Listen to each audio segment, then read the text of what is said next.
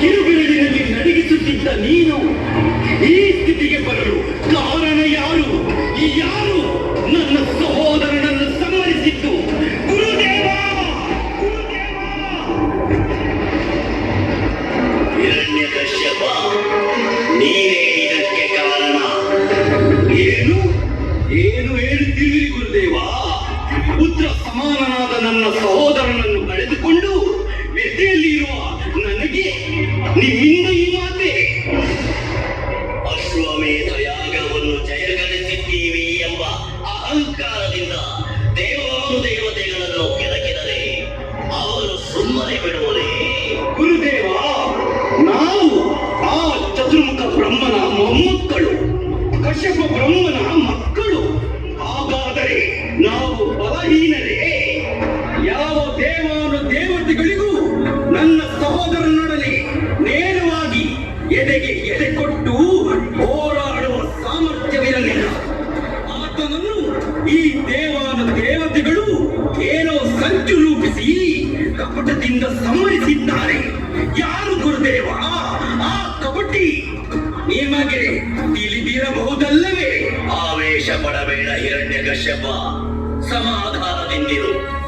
ಭೂದೇವಿಯನ್ನು ಹಿಡಿಯಲು ಹೋದ ನಿನ್ನ ಸಹೋದರ ಹಿರಣ್ಯಾಕ್ಷನನ್ನು ಆ ಮಹಾವಿಷ್ಣುವು ವರಾಹ ಅವತಾರ ತಾಳಿ ಸಂಹರಿಸಿದ್ದಾನೆ. ಗುರುದೇವ, ನನ್ನನ್ನು ತಡೆಯಬೇಡಿ. ಎಲ್ಲಿರುವುದು ಆ ಕಪಟಿ ವಿಷ್ಣು? ಆವೇಶಂ ಮರಣ ಮಾರ್ಗಂ. ಅರ್ಥ ಮಾಡಿಕೋ ಹಿರಣ್ಯಕಶ್ಯಪ. ಪ್ರಿಯ ಶಿಷ್ಯರಲ್ಲಿ ಒಬ್ಬನನ್ನು ಕಳೆದುಕೊಂಡು ನಾನು ಆತಂಕದಲ್ಲಿರುವೆ. ಹಾಗಾದರೆ ನನ್ನ ಸಹೋದರನ ಮರಣಕ್ಕೆ ನ್ಯಾಯ ಒದಗಿಸಿಕೊಡಲು ನಾನು ಏನು ಮಾಡಬೇಕು ಗುರುದೇವ? ತ್ರಿಮೂರ್ತಿಗಳಲ್ಲಿ ಒಬ್ಬನಾದ ಆ ಮಹಾವಿಷ್ಣುವಿನೊಂದಿಗೆ ಹೋರಾಡಲು ನಿನ್ನ ಶಕ್ತಿ ಹೊಂದಿದ್ದರೆ ಸಾಲದು ಹಿರಣ್ಯಕಶ್ಯಪ. ನೀನು ಈ ಕೂಡಲೇ ಆ ಚತುರ್ಮುಖ ಬ್ರಹ್ಮನನ್ನು ಕುರಿತು ಘೋರ ತಪಸ್ಸನ್ನು ಮಾಡು. ಅಮರತ್ವದ ವರವನ್ನು ಪಡೆದುಕೋ. ನಂತರ ಸಹೋದರನ ಮರಣದ ಪ್ರತೀಕಾರವನ್ನು ತೀರಿಸಿಕೋ. ನಿಮ್ಮ ಆಜ್ಞೆಯಂತೆ ಆಗಲಿ ಗುರುದೇವ. ಓಂ ಬ್ರಹ್ಮದೇವಾಯ ನಮಃ. ಓಂ ಚತುರ್ಮುಖಾಯ ನಮಃ.